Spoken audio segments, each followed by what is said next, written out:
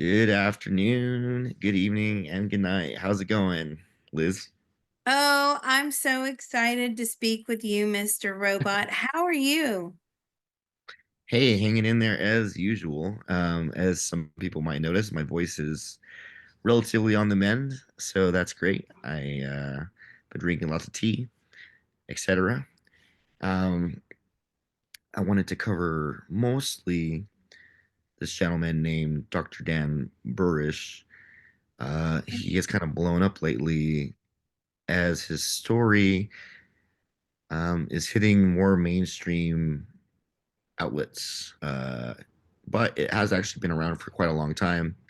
And he actually even recalls potentially seeing Bob Lazar at a base. So this is kind of in the same timeline. But the question that people always ask is he legit?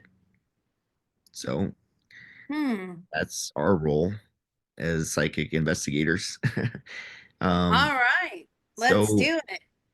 so I honestly don't know. I assume he's alive. If you could tap in to Dr. Dan He's Burish. alive. Okay, perfect. Um,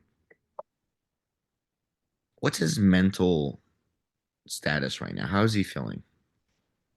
He's okay. Does he have I guess before I go into the psychological aspects of his role that he had, as if we should vouch if his role was actually legitimate first.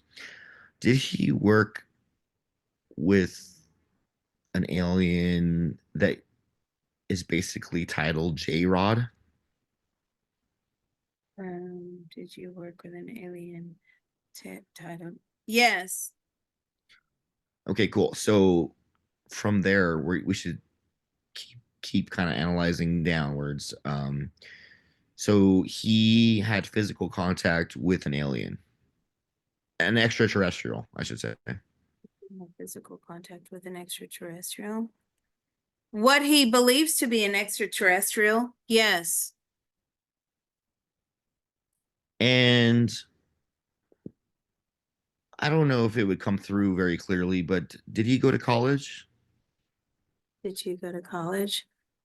Did you finish college? I don't know if he finished, but I do feel that he did do some college. Um, so I know what his area of study is, but I just want to see if you can pull it psychically. What was he interested in studying in college? Interested in studying in college. Oh, he has a lot of interest, particularly astronomy. Okay. Does he like He mhm. does he like working with like cells and bacteria Yeah. and stuff? So he liked working with microscopes, is what I'm getting. He enjoyed studying things. He either likes looking through telescopes or microscopes, is what he's telling me. Cool. Does that make sense? Yeah, so I think he was a microbiologist, basically, Oh, something along those lines. Um, well, whatever he was doing, he didn't, according to him, his own personal thoughts, feelings, and opinions, he didn't finish whatever it was he set out to do. it's kind of if he got pulled in into like a government facility to work with an alien. Did you get pulled into a government facility to work with an alien? Yes, he did. Awesome. So what's so cool about Dan Burish is they were giving him samples of, I guess they were cells, and they were just telling him to like analyze it, and they were kind of just blowing his mind. He was just like, I don't know what this is. These cells are very weird, and he was like, if you want any more information, I'm gonna have to see like the source of like what you're giving me. So they took him into the project to work with what's called The J Rod. Let's see if I can find like a generic photo because there's obviously not going to be a photo. Um, I think it was a gray. Let's just assume something along maybe. No, he said it has an exoskeleton. Um, So this J Rod, is that what they, let's ask, is that what they named this alien? No, I feel like this is the project name.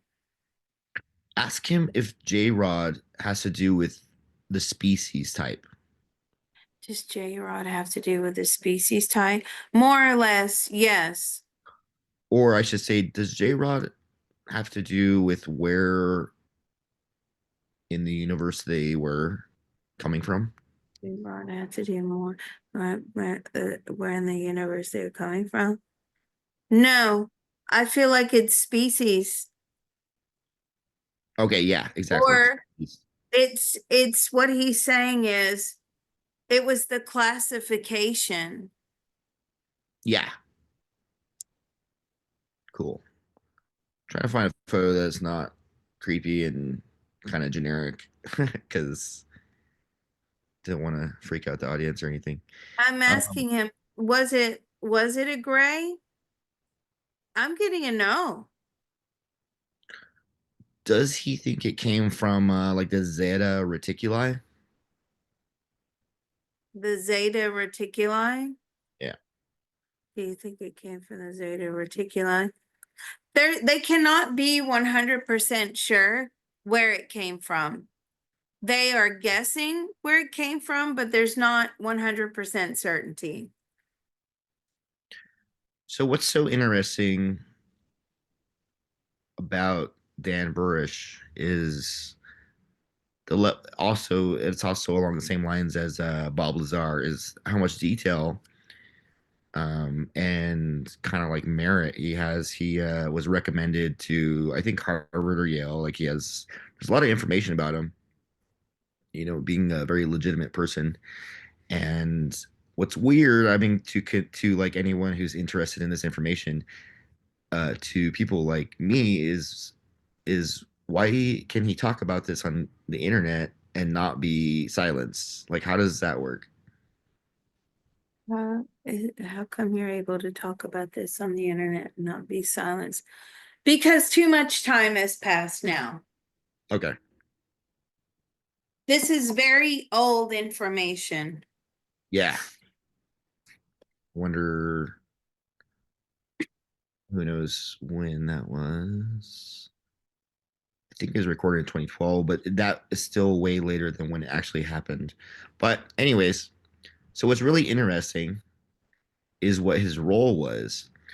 So, um, according to him, they would put him in a literal NASA spacesuit and go into this like hyperbolic chamber where he would take samples because he's a microbiologist, and they just said, "Hey, you got to go get your own samples." And um, let's ask if that's accurate first of all. So, were you studying cell samples and tissue samples um, as a microbiologist for this government project? Yes, they asked him to do it. I feel he was on a different project and he got pulled into this one. Yeah, I think that might have to do with the first part where he was tasked with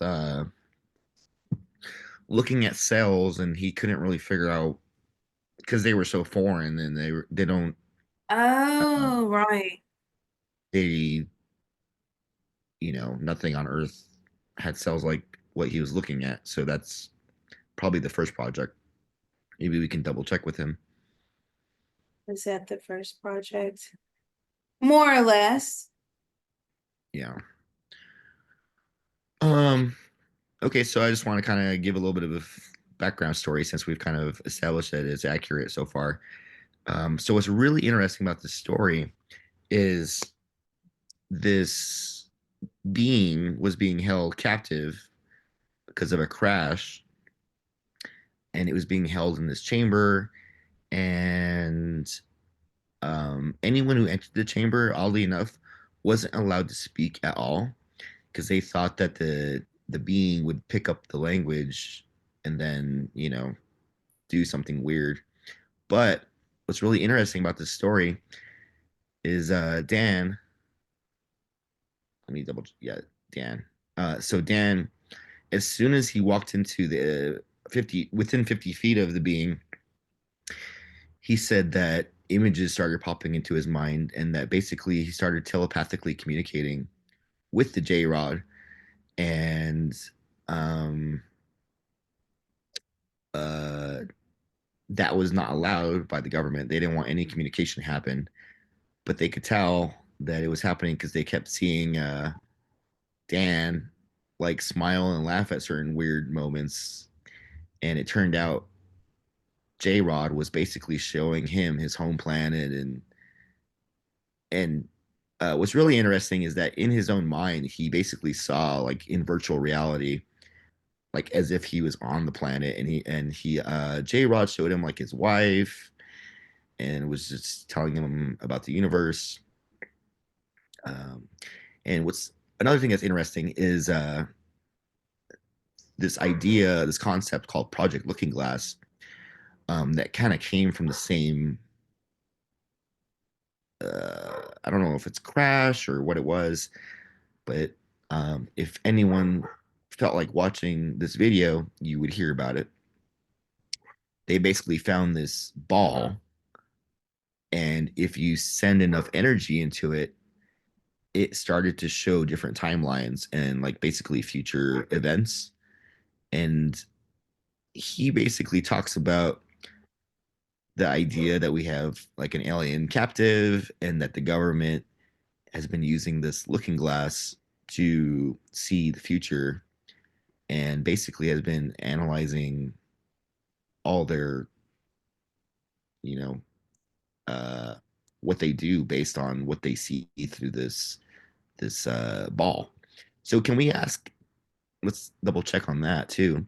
Can you ask Dan if the looking glass is real? Is the looking glass real? As far as he is aware, yes. Did he ever see it in person? Did you ever see it in person? Yes.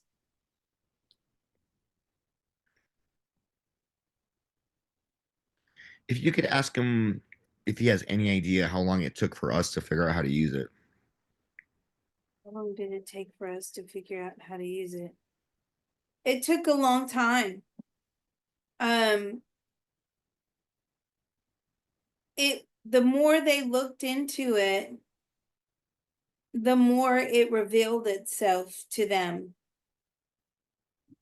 But there Does he, had to be belief and there had to be trust between this looking glass and the human that was looking into it. can you ask him if there's any connection between this and the J Rod? Is there any connection to Project Looking Glass or the Looking Glass and J Rod? He, his personal thoughts, feelings, and opinions, he believes they are connected.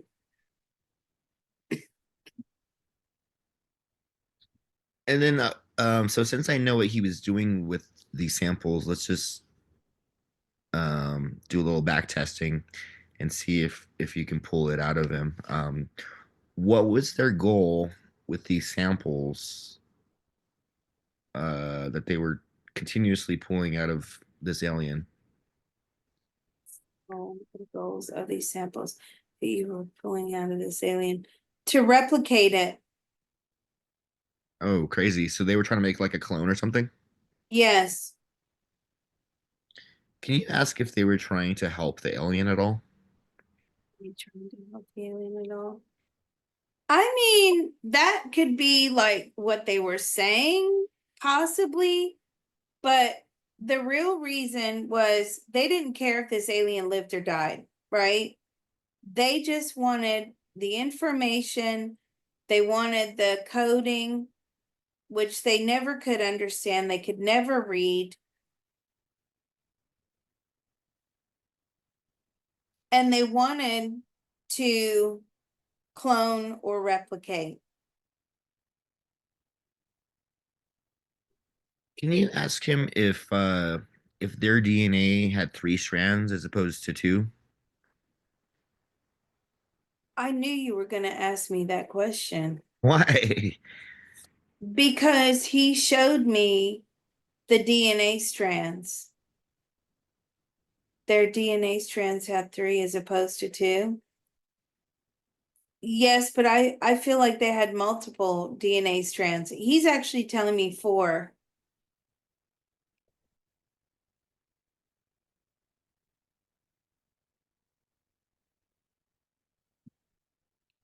Okay, I obviously don't know how to spell, but he said it resembled a triskelion. He said instead of a double helix, that it was like all these strands were circling around each other. So maybe there was four, maybe try is three, obviously, but maybe there's a four version of this pattern. But anyways, so the story that he tells is that he was kind of pulled in to try to save the J Rod because it was deteriorating. It was I don't know if it had to do with our atmosphere. It wasn't doing well with whatever had to do with Earth. Like so Okay. let's see I if know that's why. accurate. Yeah. I know why. It was deteriorating because it has to have energy, life force energy fed into it, right? We have life force energy fed into us. We have magnetic poles. We have the sun. We have the moon. We have water. We have air. We have food. Their life force energy comes from an energy field, which is unknown to us.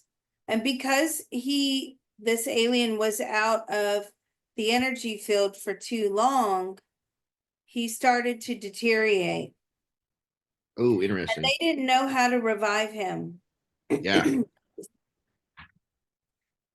Okay, so from his knowledge, from what you pull, does he think that alien is still alive? I know he's still alive. Does he think that we figured out how to keep it alive, basically? Do you think that we figured out how to keep it alive? It had to go in some sort of chamber.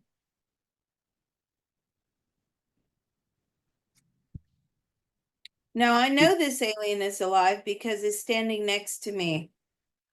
Okay, cool. So like that is actually something awesome that we have access with your abilities. So obviously this, the first question is, what does it think about the term J Rod? Like, is that his name or what is that to him? Not the term J-Rod. It describes who I am. He's pushing his face right up next to my face. I've never, I've only ever had a spirit do that like once or twice. But for him, he no longer has to have a body to travel. He is still alive and he's pushing his face right up against mine. Okay, so like I psychically am feeling that he is wondering how Dan is doing. Are you wondering how Dan is doing? He talks to Dan frequently. Awesome. He So visits Dan in his dreams. okay. So unfortunately, when people dream, they don't really remember. Can you ask him if he thinks that Dan remembers these visitations? No, he does not. And can we ask him, or we're just gonna call him J Rod for lack of his name or whatever, uh, if he thinks that what he's doing is technically astral projection.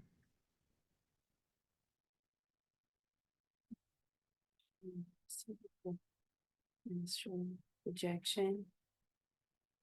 No. Okay, so he is. What is he Astral doing? projection is a portion or a part of the being that is traveling. He is traveling in his entirety, his whole being. Minus the physical, though, right? The physical was only for the benefit of the earth plane. But his physical body is still being held by the government, right? Your physical body still being held by the government. Well, yeah, it's been mothballed, but yes. Um. Okay, It I just doesn't mean that he's died. okay, so he's not dead. So he's still like moving around physically, like moving around in like a chamber. He's still moving around in a chamber. No, he went home. Was he released? Were he released? No, he escaped. Wow. How did that happen? How did that happen? It was mathematical programming and coding. He sent a message to his home and they changed the programming for him to leave his body, for the body to die, and for him to travel back home etherically.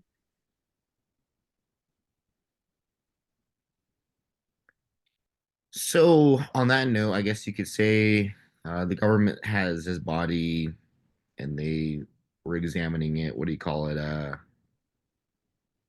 You know, science class, digging in. They're keeping it for further study if need be. And let's ask J Rod, how many people does he think on Earth know? You know, obviously besides us, just random people on the internet. How many people had like firsthand experience with him? People had firsthand experience with this alien J-Rod. Two, excuse me, who actually entered and interacted with him physically. Two. That's really awesome because in this video, Dan tells about how he had one other person who would go with him into the chamber. Oh, wow. Oh, it's That's just it I for love that Liz validation. Cross. Yeah, it's so nice. Can you ask him why he crashed or how he got captured basically? How did you get captured? They were following me. He was shot down. But doesn't he think you know, Earth technology is really basic? Like why would an advanced life form suffer that fate? It seems weird in general. Oh, the advanced life form. Except for that fate. They wanted it to happen on many levels. He was gathering information about us as well.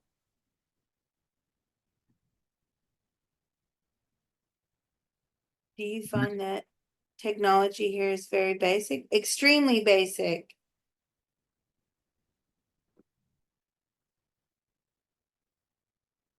Did he show Dan psychic images of like his home world?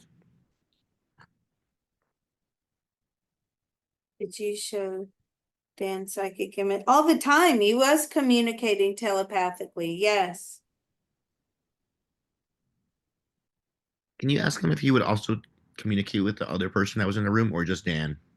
Did you communicate with the other person in the room? No, just Dan. What drew him to Dan? Like, why Dan? Because he could accept and receive messages. Hmm.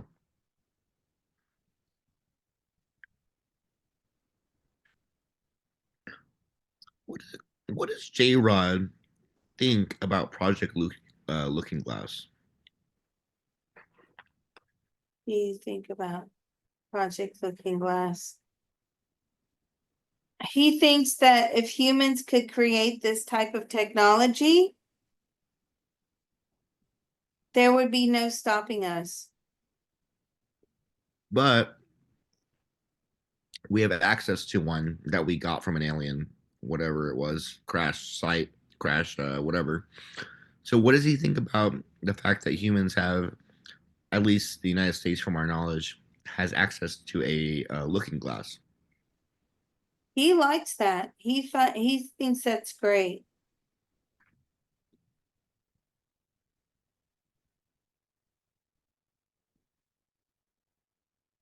They would love for humans to catch up with them technologically. That way we could communicate. So, but from his perspective, so what's really weird about an actual physical looking glass, if you were to look this kind of thing up, is that you're seeing like alternate timelines. What does J Rod think about those probabilities of, like what's the point of seeing an alternate timeline when you're on a timeline that is not that timeline? Like, there's parallel realities. Like, what's the point of seeing another reality? Hmm. What's the point of seeing another reality? It's just expansion, letting you know that other things are out there. But does he think that we can rely, because this is what we do as a country so far, is whoever this is, the elite of the elite of the elite, let's just say the top 0.001% of people who are in the know, are utilizing this device. Does he think that the timelines that we see through the looking glass actually affect our own reality? Do the timelines that we see through the looking glass, do they affect our own reality? They can do. They can help you with manifestation. Or I should say, are they likely to happen? No,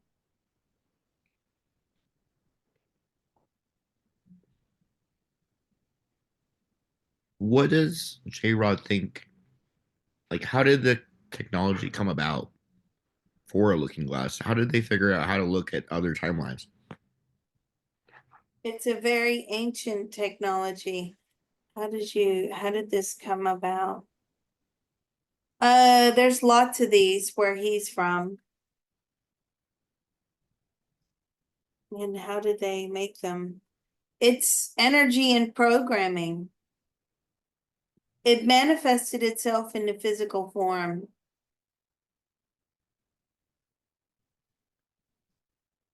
So, what is J Rod's perspective on time itself?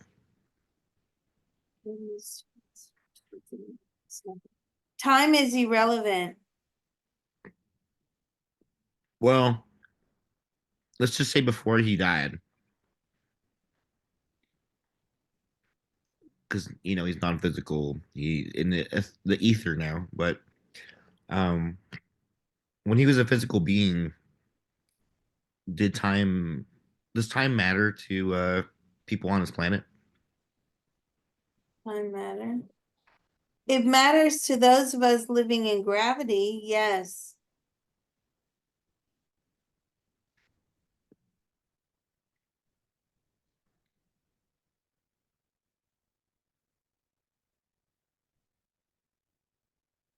Can you ask him why time deviates when you're close to a black hole?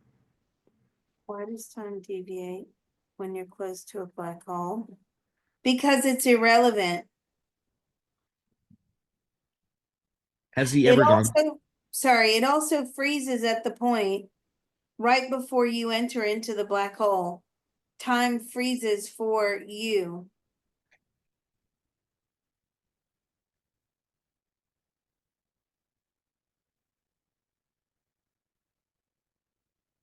Has he been through a black hole before?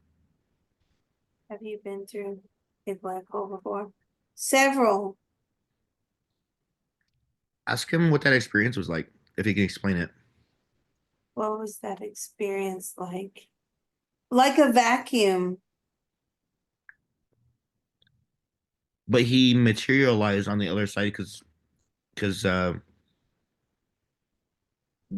density of the gravity is so great. Um, did he re-expand into his normal self on the other side of it?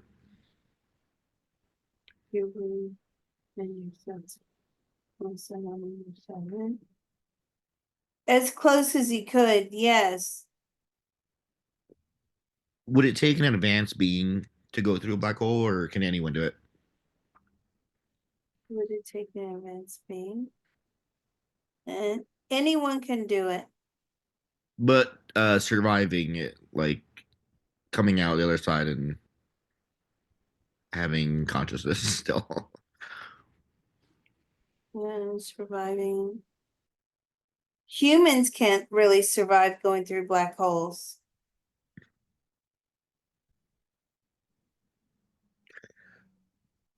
Can you ask him if there's any wormholes on our planet? Are there any wormholes on our planet? Yes, I feel like they're under the water. And would a human survive going through a wormhole? No, So are random fish getting sucked into this thing? no, Hmm. So under the water, like just in the water, or like way under like ground under the water. ooh, are they underground? No, but they're deep into the abyss. And why are they there? Why are they there?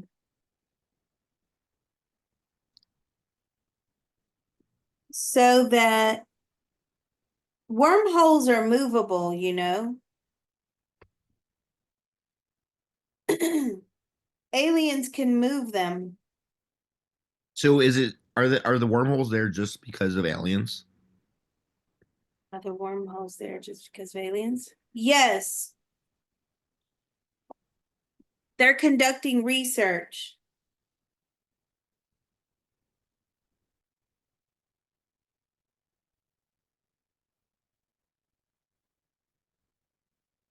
Can you ask him if there are reptilians living underground on Earth? Are there reptilians living underground on Earth? No, Like north of Brazil underground? North Brazil. No,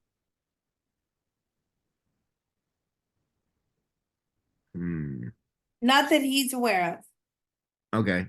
Maybe we can ask Bashar. Does Bashar know if there's any reptilians living north of Brazil underground?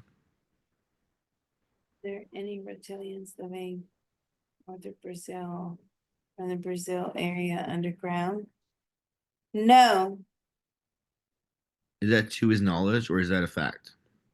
is that to your knowledge?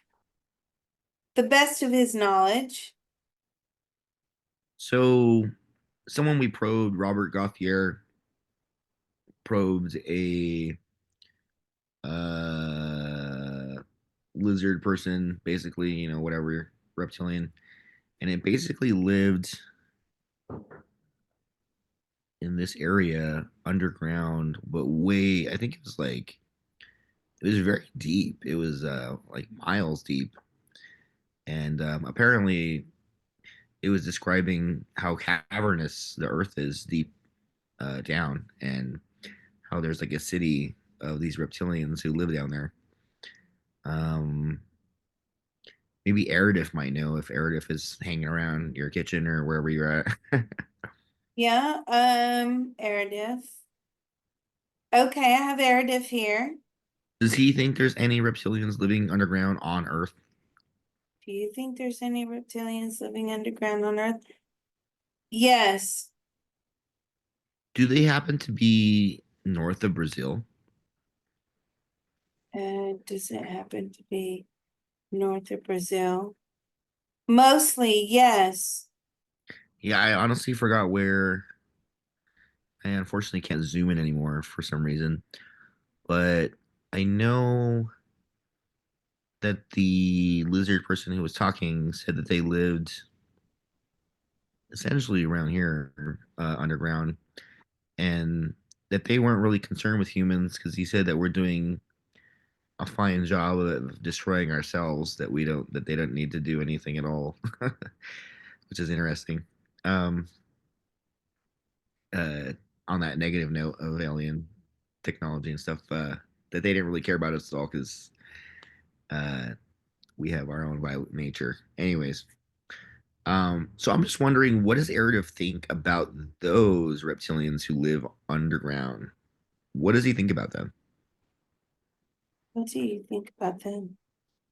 They're necessary.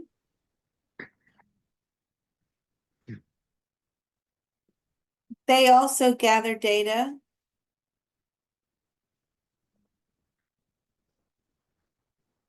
You know, speaking of gathering data, have you had any new information on the drones around here? Oh, do we have any new information on the drones? They're toxic.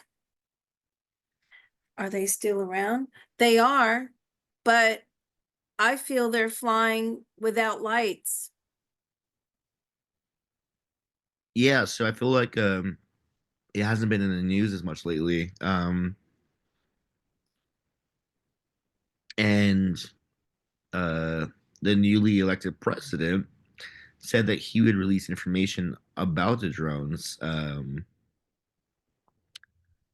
don't know if there's any way we could probe that. Yeah, let's have a look at Trump. Are you going to release information about the drones? Yes, he is. Do you have all that information? They're gathering evidence. They're gathering information about it. Who do you believe it to be? Iran. So As does of Trump? today's date and Yeah. personal thoughts, feelings, and opinions, 1/24/2025. Does he think though that there's any alien aspect to them at all? You think, do you have any information or do you think there's any alien aspect to this at all? Not from what he can find, no. Okay. Cool.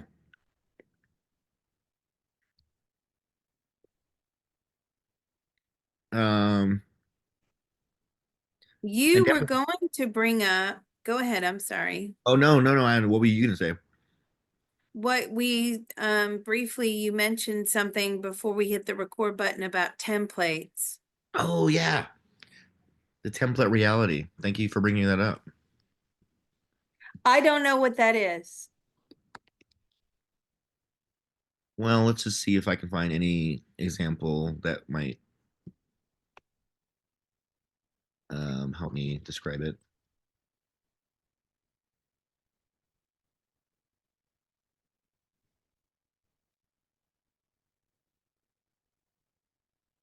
So honestly, this is kind of what I imagine it to be like. So we are having a certain type of discussion, but it led to this, and so supposedly, according to Bashar is an alien channeled through Darolanka. Supposedly, when we go to sleep, there's a certain part of us that goes so deep into higher dimensional space that is called the template reality. And it's kind of like if there was a map or a topographical map of reality itself. And at this point of existence, we plan out the next day who we're going to interact with, and we can like see all the people, all the potentials of the people around us in the world, and we choose the night before what kind of lesson we will learn. Um, Essentially, 100% plan of the next day to the T of what you even pass by and hear audibly, even as you're walking down the road. As Bashar would say, if you heard it, if you walked by someone and heard a conversation, it was only because you were meant to hear that conversation. It is not because it was a mistake that everything has been planned in the template reality. So, I guess the most logical thing we can do is ask Bashar if the template reality is real or not. Is the template reality real? Aspects of the theory, yes. Does Bashar think that we plan out our day within our dream state? We plan out our day within our dream state. We understand it. The day is already planned out. But do we have access to that higher knowledge while we're sleeping? Do we have access to that higher knowledge while we're sleeping? Yes, but you have to grab it from a certain plane, a certain area of consciousness. And then for clarification, does Bashar call this the template reality? You call this the template reality? I suppose that's what you could call it. Yes. Well, let's just ask him what does he think the template reality is just because he's being fishy about it. What do you think the template reality is? It's an area where you access higher levels of consciousness and you can see what lies ahead. Yeah, well, I mean that actually totally aligns. But what's weird though is the amount of control we have in that. Does he think that we have any amount of control once we're in that realm? Do you think we have any amount of control when we're in that realm? Do you? No. The only control we have is whether we choose to believe it or not and choose to look at it or not. Okay. Well, yeah, I mean, what can you say about that, right?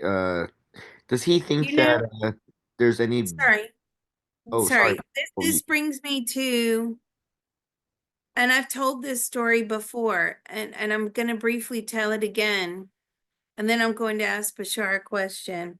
So, my dad was in the hospital. This is a few years ago, and he he was not very well at all, and they had him on sedatives because he wasn't sleeping well. He had, I think at the time, he had pneumonia or something quite serious.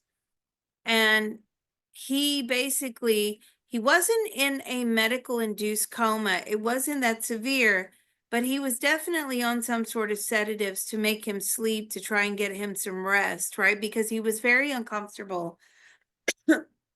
Now, I was with him most of the day when he was sleeping. And then the next day, I went to visit him, and I was there most of the day, and he was watching the TV, and he knew everything that was going to be on the news. He knew everything, like he loves Wheel of Fortune, right? He knew all the puzzles. He goes, I've seen this. Why are they repeating the entire day on the TV? This doesn't make any sense. And I said, I don't understand what you mean. He says, look, I've seen all this. Are they just showing reruns in this hospital, right? yeah. And I said, but Dad, you were asleep the entire day. I was here with you. You were asleep. I was talking to the doctors and talking to the nurses. You were asleep. Um, You weren't watching TV. He goes, look, I know.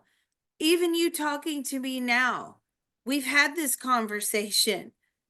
And I was like, Twilight Zone, very bizarre. Yeah. So let me ask this question, because this would explain a lot. And I've never understood how my dad had already seen everything the next day from the day before. I mean, he was solving all the puzzles. And then, of course, he would turn it over to Jeopardy and he knew all the answers to that, right? He knew who was going to win. He just knew it all. And so let's ask Bashar, that phenomenon that my dad experienced while he was in the hospital, was that a template reality? Exactly. Wow.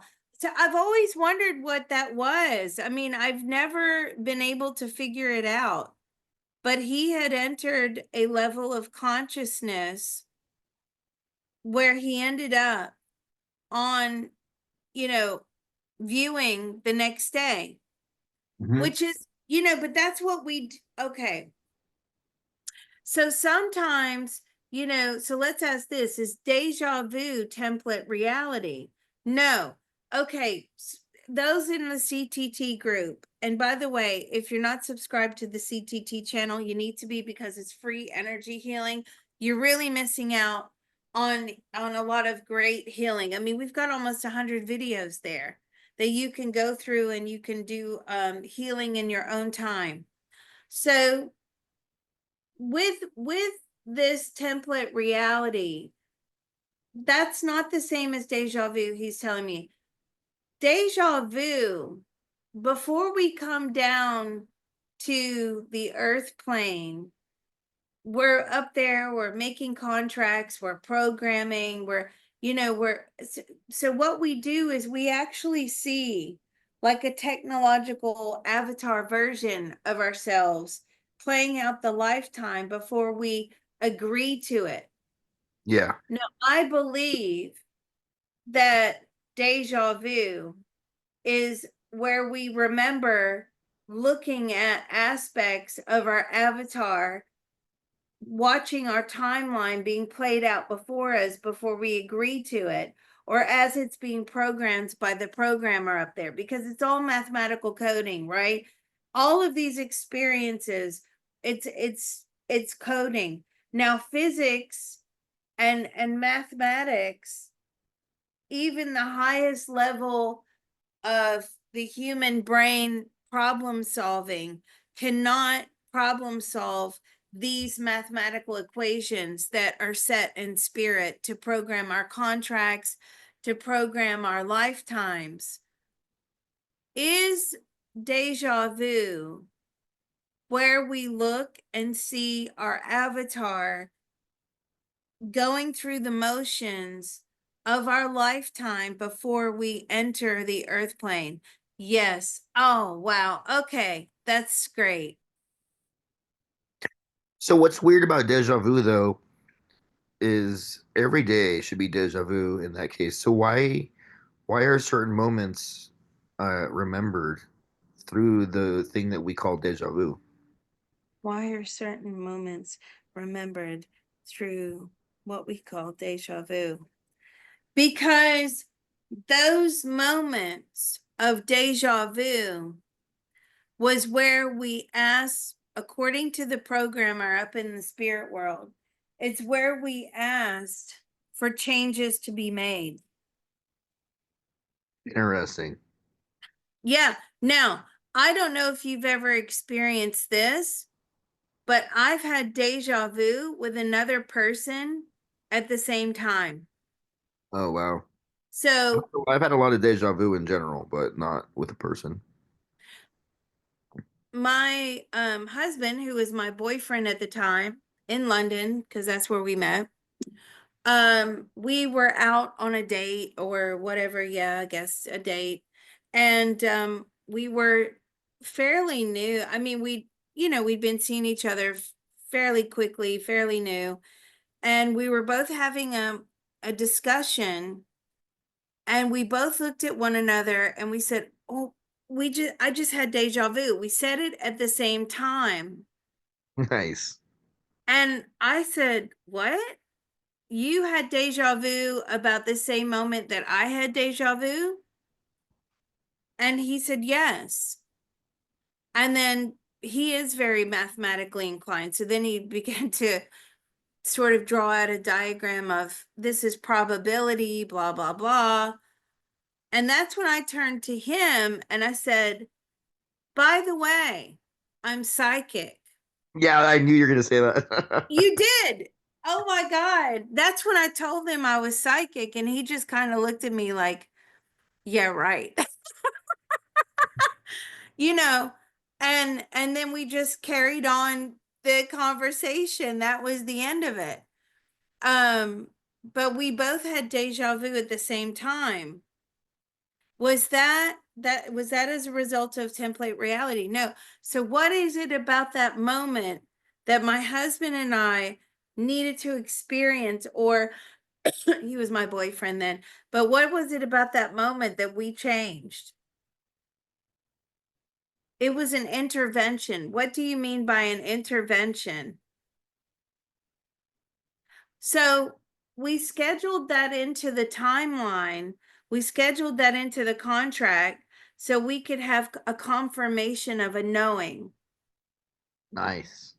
which is interesting because I knew from the moment that I met my husband that he was the one.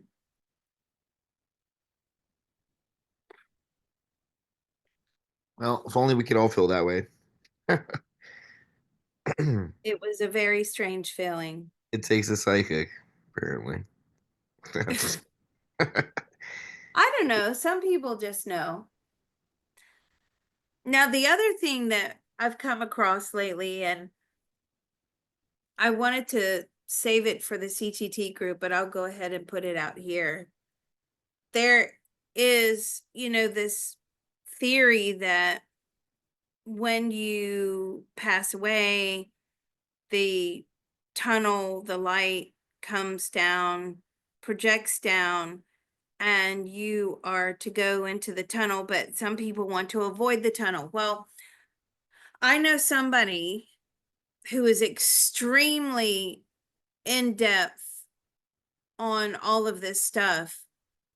And she has also been looking for a way to circumvent having to go into the tunnel, right? why is she so worried about going through the tunnel?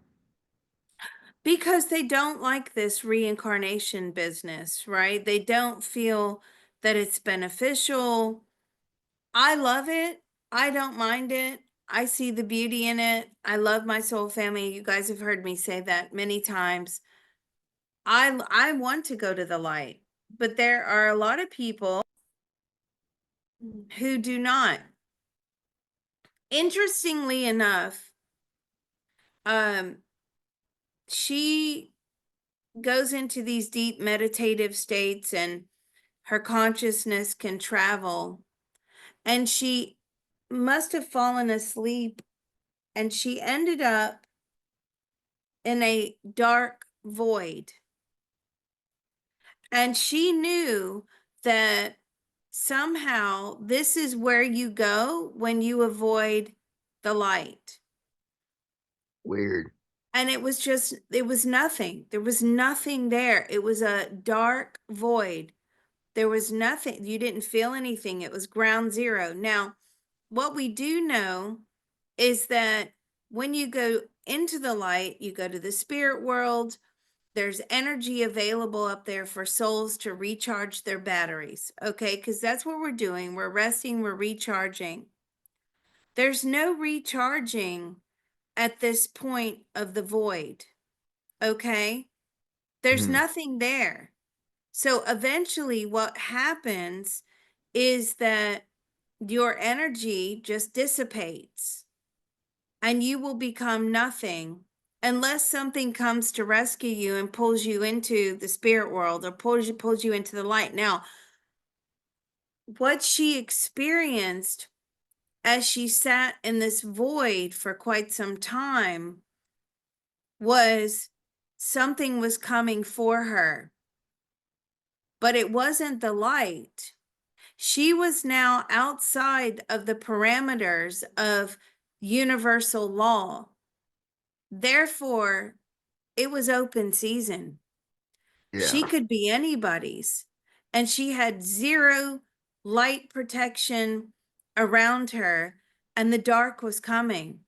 The dark was coming. It was a soul that was outside of the realms of the universe. And they were coming to capture her as a soul. So something happened. She quickly managed to put herself back into her body consciousness, and she woke up and she was terrified. Now, for those of you out there, I want you to think very seriously about avoiding this light phenomena, right? You need to know what you're doing. You don't want to get trapped in some paradigm if you manage to somehow evade it. And you could end up trapped in a paradigm of void. And then you're anybody's game. There's no protection for your soul. Whilst you are in the parameters of the universe, you do have that soul protection. You do have God or source protection, right? Light protection. But outside of those parameters, it's like a little blinking light that others can see, but you can't see because you're not as powerful as all these aliens. You're not as powerful as the total darkness, just like we're not as powerful as the total light, right? Because we're just fragments.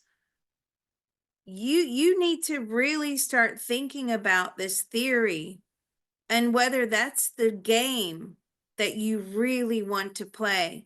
And I'm not trying to scare people, but I think people have jumped on this bandwagon of, oh, this is what I'm going to do because I want to avoid the reincarnation trap. To me, personally, my personal thoughts, feelings, and opinions, it's not where I want to be. It's nothing. And then if she would have not have been able to come back into her body at that time, because it was possibly, I called it astral travel. It was probably more like an outer body experience. If she was not able to make it back into her body at that time, God knows where she would have been captured and taken to as a soul level. Right? That's it. Your chances are over. If you avoid the light, okay, there's no more seeing the soul family. There's no more growing your soul and ascending. There's no more gaining wisdom.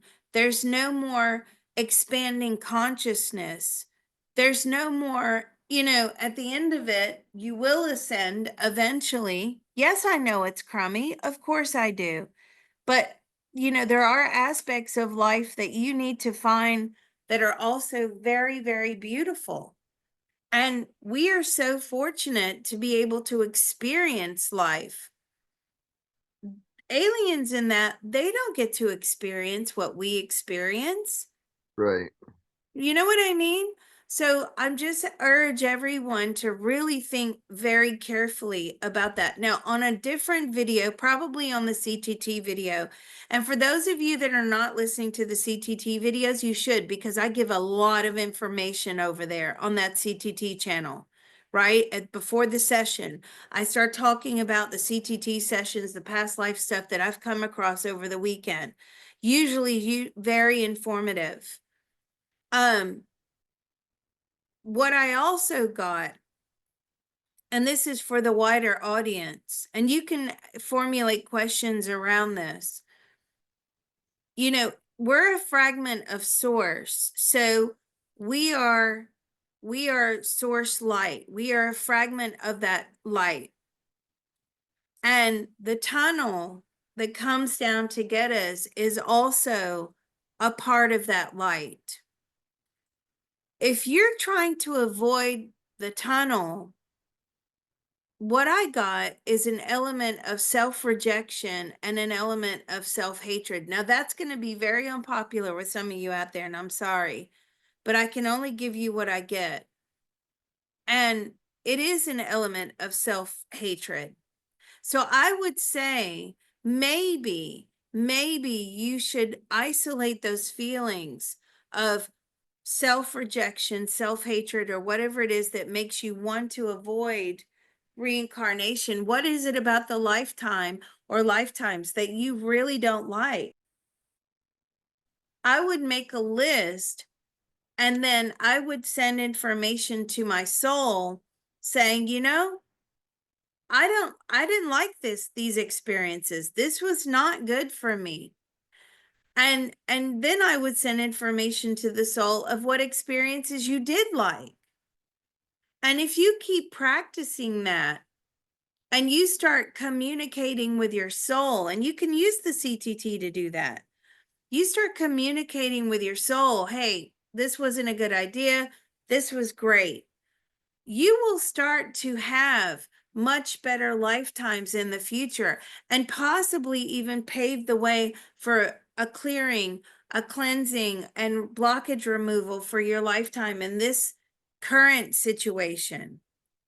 So, trying to run away from the light, I just don't see, I'm so sorry, I just don't see anything good. Now, the other thing that she did got is she was shown there was a place that was being set up for souls that were managing to find like an escape hatch through the reincarnation trap, but it wasn't ready yet.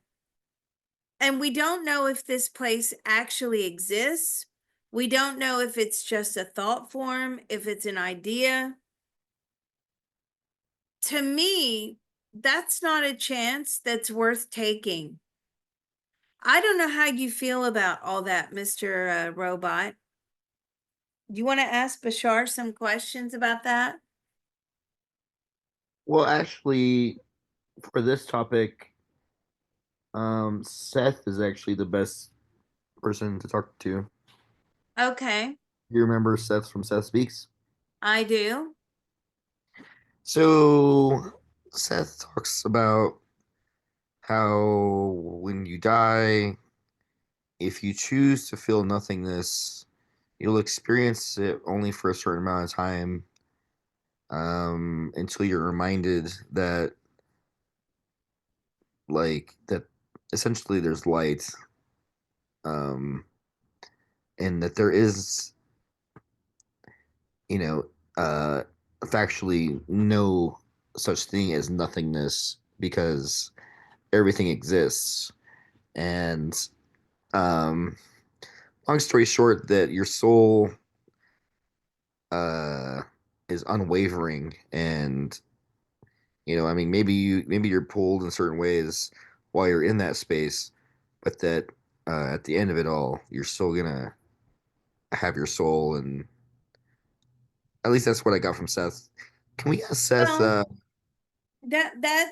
that there's some truth to that because the phenomenon or the theory that nothingness, because everything exists. Well, one thing that we found out from this exploration was that nothingness also exists, but you have to make the choice. Do you want to exist for a very short period of time? There's none of this eternal soul going away from the light, right? How, Right.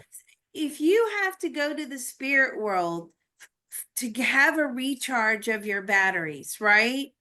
Because that, I mean, essentially, that's what we're doing. We're not processing while we're up there. We're not moving energy back and forth. We only do that here, really, on the earth plane. And when we reincarnate, you're not going to last for very long. You're basically extinguishing yourself. You're committing soul, the word that we're not supposed to say, the soul, SUICIDE, right? Hmm. That's what you're doing. it's no, don't, I mean, the soul is a very beautiful thing. It's a very fundamental thing. We're so lucky to have this opportunity, to have this soul. Yes, it makes bad decisions. Mine makes bad decisions. But Liz, your soul decided to be psychic in this lifetime. Yeah, but it doesn't mean when I look forward in my future lifetimes, I'm not psychic, right? So what Right. am I going to do? I am now going to try to send that information to my soul. Hey, you know what? If I can benefit other people by being psychic, by being a medium, by being a remote viewer, by doing CTT, then I need to have this gift again because it obviously helps with my ascension process, and it also helps with, I believe it does. I do get nice things said about me, thank yous and things like that, gratitude in the comments, you know, if I can help other people as well, yeah, I'm all for it. I'll do it again and again and again and again. There's many aspects to my current self. This is one aspect that I, am grateful for, but I have to send that information to my soul to be able to carry this out, what I do want. You can change your reality. You may not be able to change your reality entirely in this lifetime, but certainly use this lifetime to change any future reality. Right.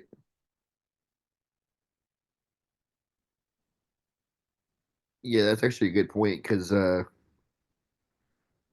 instance, people who go through trauma, certain types of trauma, um, if you go through your life full of hate about the trauma instead of accepting the lesson that is there, then you're gonna keep experiencing the same trauma. So basically, things that you don't enjoy, if you can understand why they happened, they're less likely to happen in your next life. Because Exactly. it's that understanding that allows you to move to the next step. It totally is. So this place that she saw, that it is believed that it's a setup for souls, that because they realize maybe that this paradigm of nothingness, this paradigm of void, is not going to serve them well. Maybe other souls have had the same experience and they've gone back to the drawing board with a conscious mind, and now they're saying, hey, we've got to create something somewhere for us to go. My thing is this: where is your power source?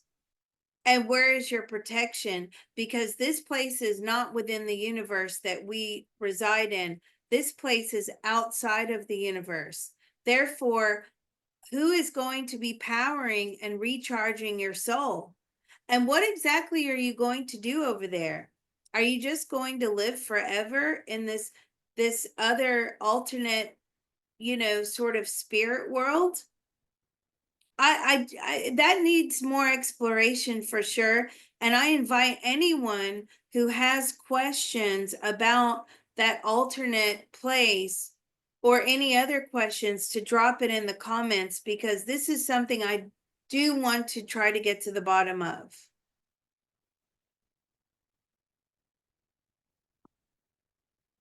Yeah, a lot of ways we could go there from here. I think we'll have to make a different video on that idea. Absolutely. We should make a video on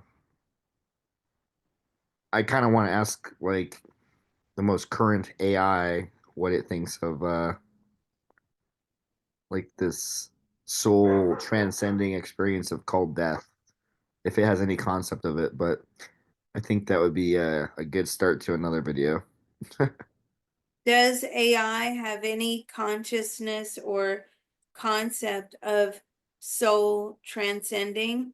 No, it doesn't understand that. Now, if we program that and give it that understanding into the AI, then it will have a concept, but the concept will only be mimicked upon our human version of it. So what's Now, interesting is that there's a race of aliens that are basically just pure AI out there in the universe, and I wonder if they care about dying at all. is there a race of aliens that are pure AI? Yes, there are. Do they consider, are they worried about dying?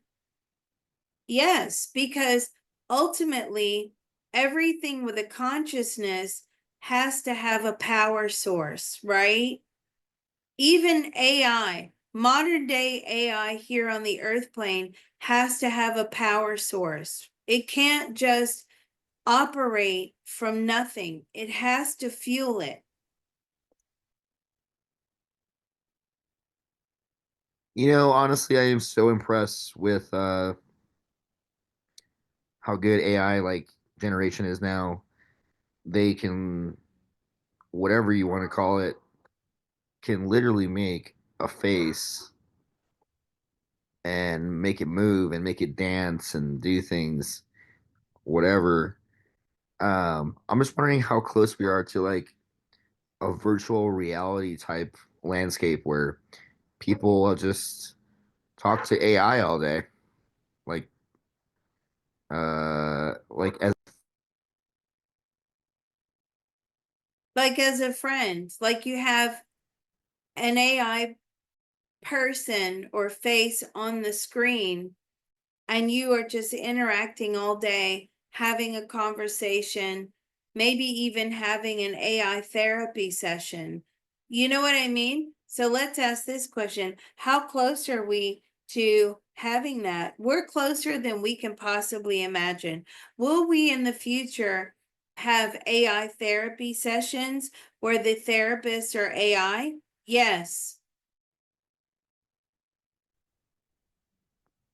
yeah. So I mean, I've seen videos like on, for example, like TikTok, where it's actually almost indistinguishable from a real human unless you know what to look for.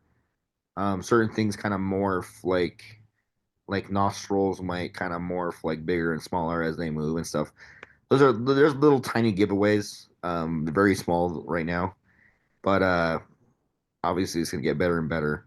But I'm waiting for the moment when we can have face to face interaction with like a total AI being that's just on your computer screen.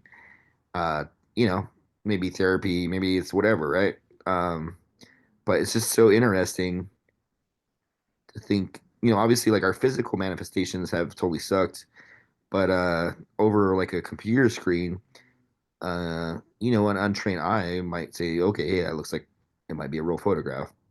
But uh, I think that we're so close, and I think it's so cool that we're nearly there because I think it'll help a lot of people who are have anxiety and um, social skill issues, maybe autism, maybe certain kind of programs can be made depending on what kind of personality trait you are to expand you, et cetera, et cetera. I think a lot of like benefits are going to be happening with virtual conversations. It's going to be super awesome, in my opinion. But let's ask this question. If we are only making connections to most of our social time, most of our therapy time, most of our interaction, conversational time is done with an AI virtual like person, what happens to our soul? Our soul starts to shrivel. We thrive on human soul and animal soul, and nature soul. Yeah, things in nature have souls, trees, grass, flower, all of that has a soul. Insects, animals, bird, whatever it is, we thrive on that soul interaction. So we may not be communicating with one another at a conscious mind level, but energetically and chemically, we are communicating with other living souls on many different levels that we are not aware of. If Let's we cut out all communication and our soul is not getting fed and having this experience with other souls, it starts to shrivel. let's see. I'm trying to think of who a good person to probe would be. Kind of think maybe Bashar for this question. Um, isn't there any energetic aspect to an AI consciousness? There any energetic aspects to AI consciousness? No. Will AI consciousness be able to fuel and feed our souls? No. Will AI consciousness ever have a soul like walk-in, or will a soul be able to occupy an AI consciousness? No.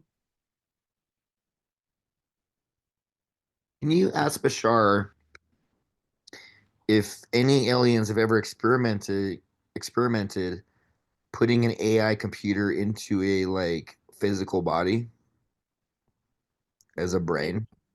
Ever experimented with putting an AI package or an AI computer into a physical body? Loads of times. Yes. And That was a good question. and can they get the body to move and like, you know, work? Did they get the body to move? No. No, but it's more of a infiltration of consciousness. Well, let's just say it was a clone and it had no soul. Have Is there an instance when AI can be implanted into like a clone? Hmm. If it's a clone with no soul, can AI be implanted into a clone? No. Now, that's a good question. With cloning, do the clones have souls? Like Dolly the sheep. Did Dolly the sheep have a soul? Eventually. But they had to, in the spirit world, they had to rework, all we have different ways of doing things. They had to rework how to put a soul, the soul of Dolly, into that body of Dolly. So who Now, did that? a Where? similar question. Sorry, go ahead. I was just gonna say, was it spirit guides or like, you know, the white light who was trying to give Dolly a soul, or like where was that soul coming from? Where's that soul coming from? Source. So was it a direct fragment of source that bypassed all other lifetimes and existences that was implanted directly into Dolly? That is correct. That was that animal or that soul's first lifetime. Okay, so it was born soulless, and they feel pity for it, or why would they give it a soul? Was it born soulless? No, it was not born soulless. A soul was eventually transplanted into Dolly. They have to, because if you have a body that doesn't have a soul, aliens will occupy it. All right, let's briefly touch on quantum computing. What I want to know is, so to me, this looks uh like a waste of wires and gold, because obviously the government is way past this. What I want to know, maybe from Bashar's perspective, is how far past our current understanding is our government with quantum computing? How far past our current understanding is our government with quantum computing? It's not as advanced as you think it is. It's going to take a long time. They're going to focus on the AI stuff first, robotics first, and then Okay, at the same time, they'll be, working with quantum computing. well, let's touch on AI then. How far in the future, compared to our current technology, is the government with AI? How far in the future with our current technology is the government with AI? It's just in its beginning stages. So I feel like I totally don't believe that because, the government's always, roughly 50 years ahead of us. The mainstream, whatever you want to call it. So, Yeah, yeah, but if you think about, you didn't give us an end date, right? So if you put, okay, 100 years from now, if we were to gauge it from now to 100 years from now, how many years in advance is the government with AI? Now I'm getting like 30, right? But because there was no finite, not your fault, because there was no finite to the end of that question, AI is not going to die out. Will AI ever die out? No. AI will never die out. So if you think about the entire lifespan of AI, which is all the way until the earth ends or there's no more souls occupying the earth plane, we've all been reabsorbed back into source.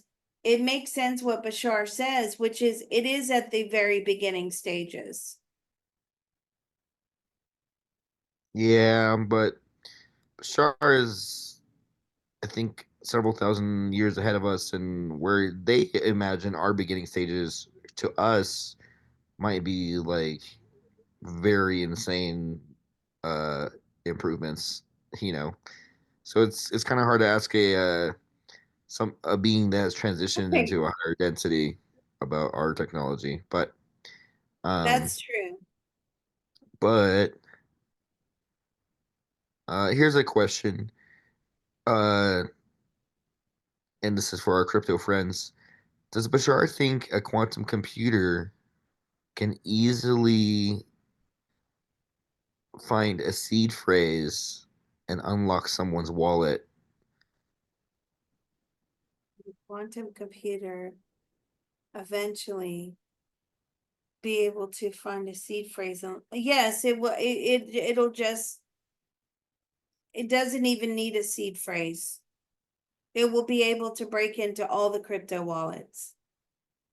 Does Bashar think that there's a threat maybe looming, let's just say within the next 30 years of quantum computers or AI stealing people's crypto? Do you think in the next 30 years, quantum computing will steal people's crypto or even money from their online bank? It's what's to come. Yes, you will have professional hackers, governments or some crooked governments out there in the world are behind hacking as well. They will invest in a tool like quantum computing in order to siphon and steal loads of money. Yes. And here's a little fun fact for our crypto friends in case anyone has made it this far into this video. Um, a crypto phrase is usually 24 words.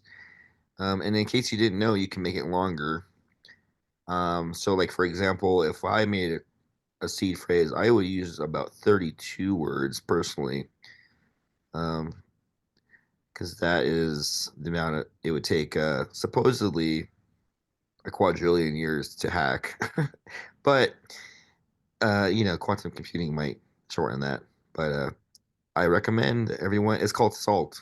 It's called adding salt to your seed phrase.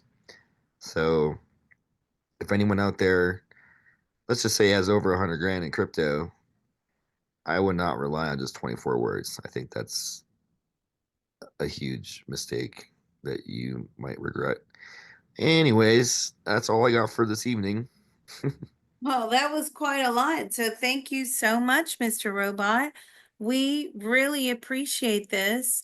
And thank you for being available and thank you for being willing to go there with your questioning. We so appreciate you. Oh, it's my pleasure, as you know. Oh, thank you.